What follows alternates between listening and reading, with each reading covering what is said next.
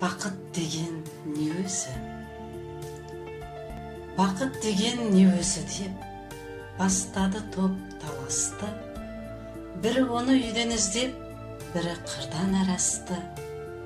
Бір айтады, бақыт деген барлық байлық емес пе, керегіңше кейбірсең бақыттысың емес пе?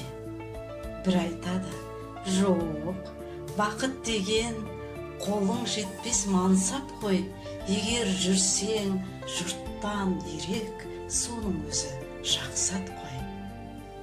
Бір айтады, бақыт деген жүйрік мініп той-тойлау, ісің болмай күйбеңменен қарның тойса қарт ойнау.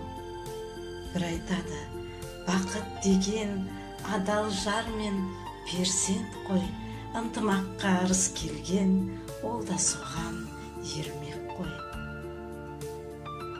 Осылай мен пікірлердің таласына жолықтым, бақыт адам баласына келмес оңай сонықты. Безбеймін мен баладан да, байлықтан да, жардан да, мансап жетпес бар адамға үлестіріп алғанда.